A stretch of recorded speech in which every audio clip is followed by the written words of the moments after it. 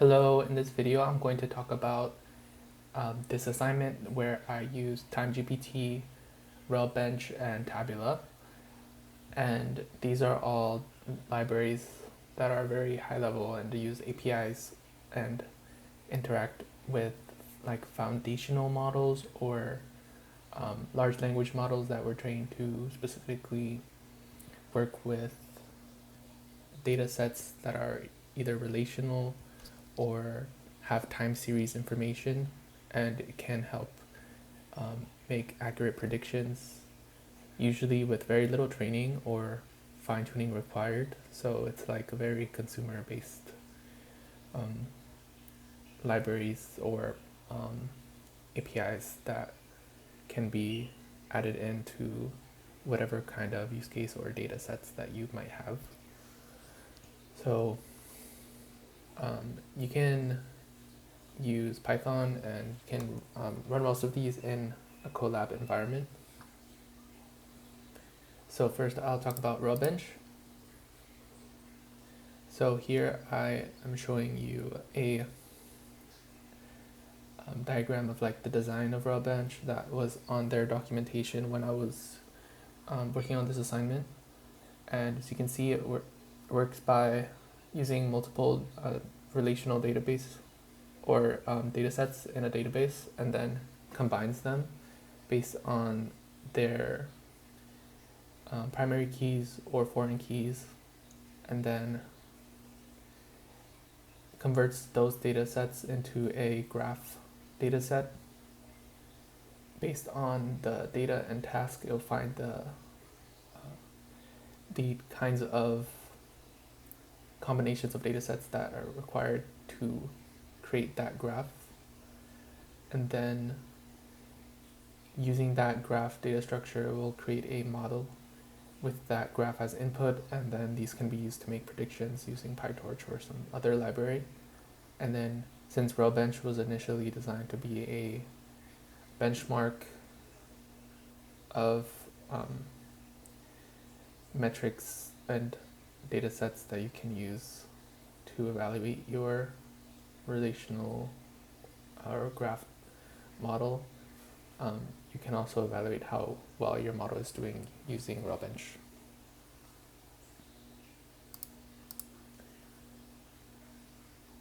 So I trained Railbench on their RailStack database in the L4 Colab environment, which has more of a GPU memory in it, and this is required to load the RailStack database. RailStack database is a example database that Railbench provides to evaluate their library. And RailStack is based on like Stack Exchange, and it has a lot of data, over 10 years of data, so it was very large. So if you'd like to use it, you require more GPU memory or CPU memory. And the type of tasks that you can use with RailStack is node classification, regression, or link prediction, and these all vary. So link is like the connections between nodes in the graph. Regression is like typical linear regression used in most neural networks, and then node classification is like classification but on the nodes, so across a variety of features. And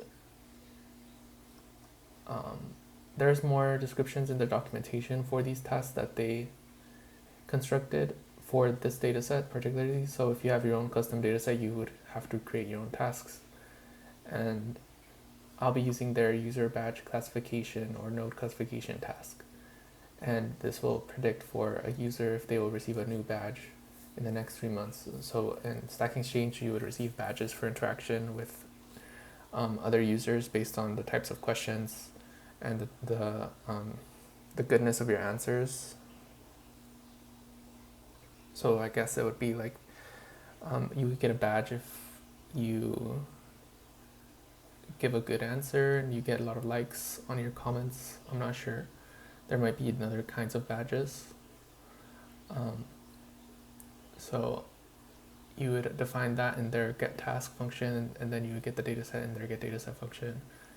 And then you would set the device using GPU. You can create the database here with raw benches, dataset class, and then get as type proposal is the way that they make it easier to define the data types for creating the graph. And this embedding class is like a wrapper around the sentence transformers embedding, and then converts it to NumPy and encodes the sentences using the model, and then creates the graph here in their make p key f key graph function that is also from RailBench. So making a graph data structure is kind of difficult, so if you don't have the tools to make your own graph, then using RailBench really simplifies the process if you can create a graph using their tools.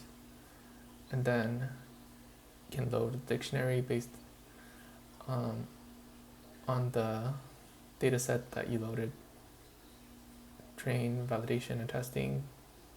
And then this is the torch model that they created. So as I'm just testing it, I copied it, and the reference is in the documentation if you want to take a look exactly at what it does. And I lowered the number of epochs to 3 from 10. Since it's very, very large data set to train such a model for a long period of time would take.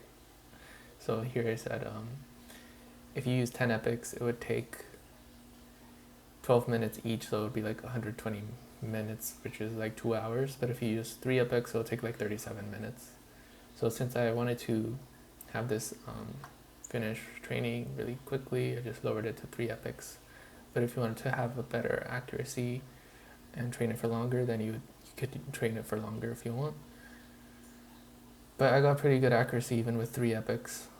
So that shows you that using the graph data structure and that the kind of data that RailBench provided in their database is really good for this kind of task.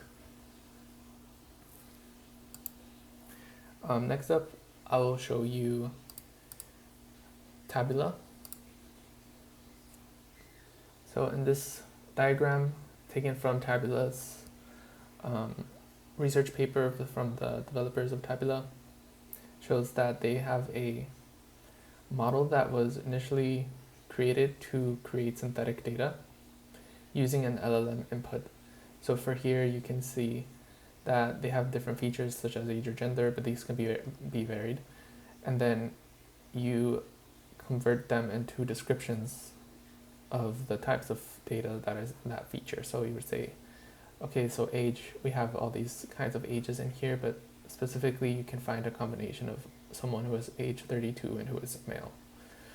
And then you can see that there's many such inputs created for each observation, and then the model is trained to recognize that these kinds of data are present within the features in the data set. So then it will learn to recognize natural language to create new synthetic data that mimics the original data on its data distribution. And this is useful for capturing like data drift when you have like a production database where there's new data coming in, and you want to see how the data distribution might change in the future, but you don't have sufficient data to make that prediction. You can create synthetic data based on the incoming data to supplement it and make a more accurate prediction. And all you have to do is use a natural language input to capture all the patterns that you might see, or filter to just a specific kind of pattern that you want to capture. And Tabula is really easy to use. However, it's not on pip or conda, so you'd have to use GitHub. But there's also other ways you can do it. If you go to their documentation, the reference is also in my GitHub repo, and you can load their example insurance data set.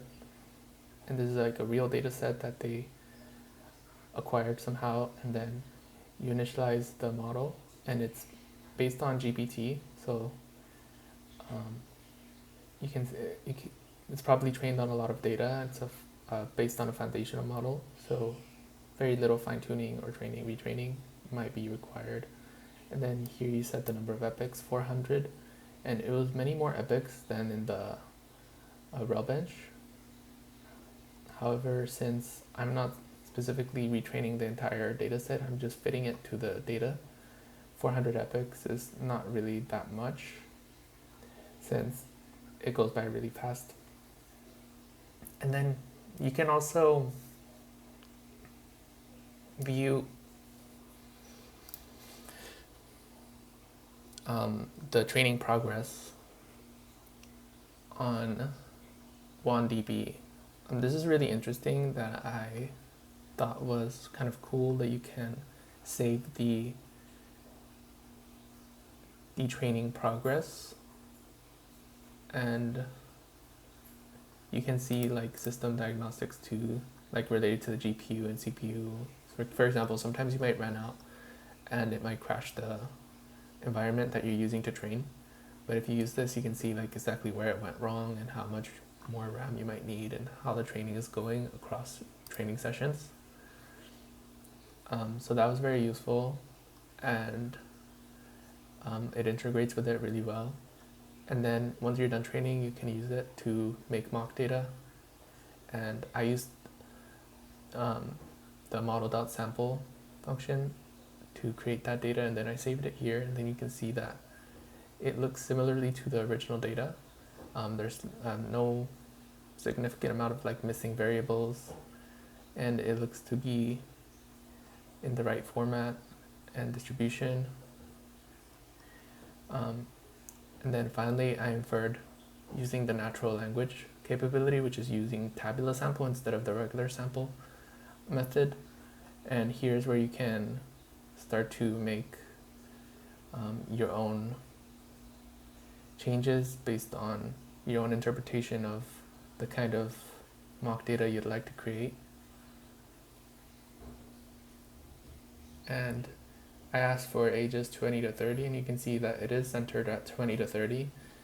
However, it still captures the entire distribution, but I like that it did recognize that I wanted to see more observations in the 20 to 30 range, and you can see that it did that. However, it didn't cut off the entire other distribution outside of that. And then once you're done, you can save it to Hugging Face.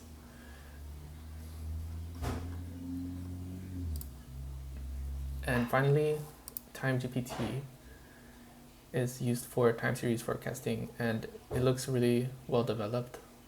Like their API has a lot of different methods you could use, and it's hosted by them where you can get an API key, whereas Tabula, you could host it yourself, and they don't really have an API to use. Tabula, however, is used more for mock data generation, whereas time series is used with TimeGPT. They're both based on TimeGPT, or on GPT.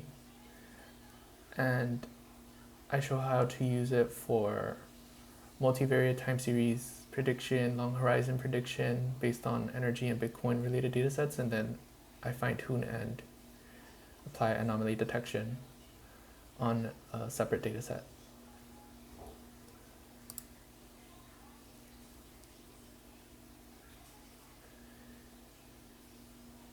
So you can also use it for like zero shot or few shot input prompting, where you don't really provide any data to contextualize your input or fine tune.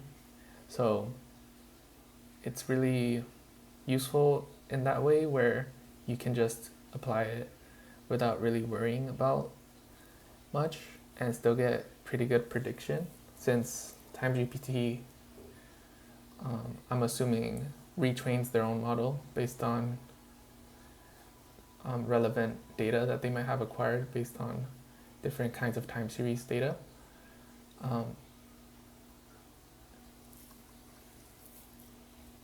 So here you install the Nixla library and then use your API key to access their API. And Nixla has also their own example datasets similar to Railbench and Tabula. And I use their electricity and Bitcoin datasets. And then they have a GPT-1 model that is for shorter time frames, and then a long horizon model that is for long horizon, or like where the frequency of data that was observed is more longer or more frequent. So for example, if using hourly data, that would be for a day of prediction, but if you're using the long horizon, you can do at least 3 days or more. So you can get more frequent predictions using the long horizon. And I'll be using a mix of data sets, so both models will be used. And then you can also do multivariate. So instead of just one time series feature, you can use multiple time series features, or one time series feature with other features related to that time series. So when doing multivariate, you don't really have to specify the time series features, because it will automatically recognize that it's a time series. But you do have to specify the variable names. And then you can use the forecast function, input the data, specify the frequency, and then the level is the level of the confidence interval that you want to plot. So if you're using 80 and 90, that means 80 to 90% accurate, or sure that the model is capturing the data within that range, within their prediction. The prediction is the more darker line, and then the range is the pink line, or the pink shade. And then using single variable prediction, here you only see one feature, whereas the other one had 2. And this one was a unique ID, so you can see that for each ID it's doing a prediction. But here you only have one prediction. And I'm using the long horizon model too, which is a little different. The way that you forecast, you can add fine-tuning steps as well. You can specify other variables also. If you're doing fine-tuning, that means that it will use some of the data for fine-tuning prior to prediction. And then for anomaly detection, you can use their detect anomalies function, input the data, and then you can plot the anomaly compared to the original data to see like the points where it believes that there was some variance outside of like a confidence interval that might seem suspicious given the distribution. And you can increase the number of fine-tuning steps for more accurate predictions with a higher confidence interval if you like, to further increase the relevance of the predictions to your data. And yeah, that was this assignment with TimeGPT, Tabula, and Railbench.